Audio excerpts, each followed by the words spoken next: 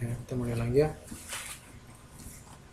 Jadi bicara tentang daftar isi tadi ya, uh, pembaca bisa mengetahui ada grafik apa aja yang kita munculkan dalam sebuah tulisan kita, ada gambar-gambar apa saja yang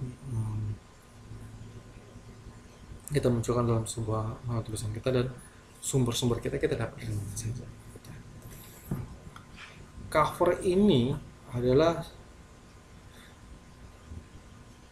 tampilan yang pertama kali dilihat orang ya, tampilan yang pertama kali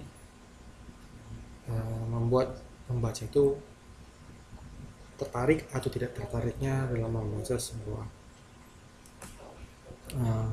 sebuah buku. Kita bicara tentang buku atau kita bicara tentang, kalau buku pasti berhubungan dengan warna juga ya. Biasanya kalau kita buku itu kita tertarik dengan buku itu warnanya menarik, buku itu warna menarik, buku itu gambar di covernya itu menarik ya. Itu kalau kita bicara tentang buku. Kalau kita bicara tentang karya ilmiah, yang ditonjolkan bukan warnanya ya, bukan gambar yang ada di tampilan, karena nggak ada gambar di tampilan depan sebuah cover sebuah karya tulis. Yang ada paling logo instansi atau logo kampus gitu ya. Tapi kalau sebuah karya ilmiah pasti ya orang lihat itu adalah judul. Judul itu yang menjadi daya tarik dari sebuah karya ilmiah. Pembaca membacanya, wah ini judulnya menarik gitu. Terus dia buka ringkasan, dia baca ringkasan itu biasanya di ringkasan itu kan ada alasan membuat suatu penelitian, terus penelitian di mana, datanya apa aja yang diambil, dan hasilnya seperti apa. Lalu orang buka daftar tabel, daftar isi maksudnya. Yang ketiga, standar yang berlaku dalam penulisan karya ilmiah, misalnya standar penulisan kutipan kaki, footnote, daftar pustaka, dan pengenalan bahasa Indonesia sesuai dengan EYD. Kalau kita menggunakan bahasa Indonesia, kalau kita menggunakan bahasa Inggris, pastikan tulisan kita itu sesuai dengan grammar yang ada. Keterampilan yang diperlukan dalam menulis ilmiah, pertama itu keterampilan bahasa, keejaan, pilihan dan bentuk kata, bukan bentuk kata, kalimat, paragraf. Yang tadi kalimatnya itu nggak bertele-tele, ejaannya sesuai dengan EYD, kata-katanya juga sebuah kata-kata baku dan tidak bertele-tele, dan kata-katanya itu nyambung gitu. Jangan sampai kita menulis sebuah karya ilmiah tapi kata-katanya di dalam nyambung. Yang kedua, keterampilan penyajian, sistematika penyajian judul, subjudul, dan subjudul gitu. Ya, ada judul, ada subjudul, dan subjudul. Sistematika yang berarti ini berurutan ya. Kita itu berurutan dari awal pendolan sampai kesimpulan, itu berurutan. Keterampilan perwajahan untuk format, ukuran kertas, jenis kertas, tipe huruf, penjilitan, tipografi, dan lain-lainnya.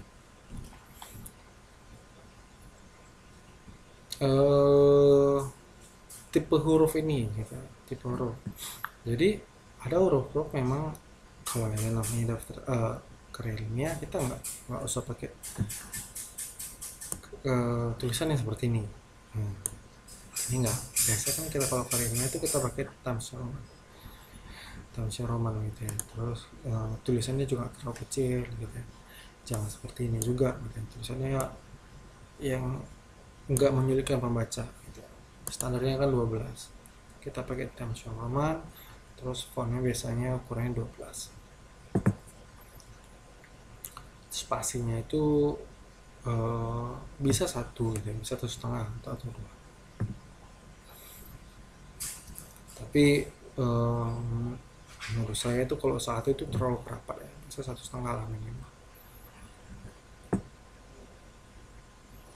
Hal penting dalam penulisan ilmiah ini terakhir, gaya penulisan ya. Gaya penulisan dalam membuat pernyataan ilmiah harus jelas dan tepat dalam penyampaian besar yang bersifat reproduktif dan impersonal. Yang kedua, teknik notasi dalam menyebut sumber dari pengetahuan ilmiah yang dipergunakan dalam tulisan. Notasi ini kita bicara tentang ini ya, titik koma, tanda tanya, dan ada seru dan lain-lain. Menyebutkan sumber dari pengetahuan ilmiah yang dipergunakan. Jadi teknik notasi dalam menyebutkan sumber referensi yang kita pakai dalam sebuah karya penulisan kita, karya ilmiah kita. Begini notasi ini. Jadi kan kadang kita membuat sebuah sumber, kadang kita membuat namanya di depan. Menurut Bambang 2010, misalnya ada Bambang, ada penulisan Bambang. Menurut Bambang 2010 seperti ini bla bla bla bla bla bla bla bla. Atau kadang ada yang buat seperti ini juga. Dia membuat sebuah kutipannya dulu, terus di endingnya dia buat tanda buka kurung nama kutipan, dia ngutip dari nama siapa, terus tutup kurung, dia buat tahunnya, tahun berapa kutipan itu.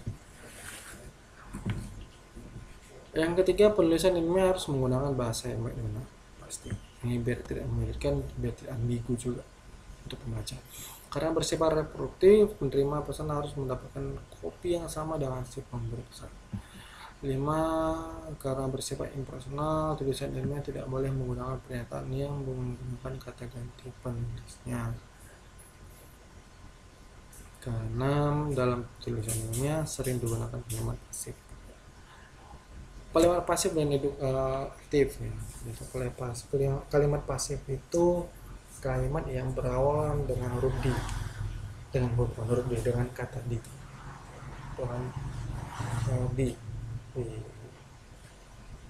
dibuang, diambil, dilempar, itu kata-kata pasif. Kata aktifnya apa? Kalau dibuang pasif, kalau membuang itu aktif. Membuang itu aktif. Kalau dilempar itu pasif, melempar itu aktif gitu. Bisa bedakan ya, ini kan belajar di SD. Kalimat dia pasif dan kalimat aktif.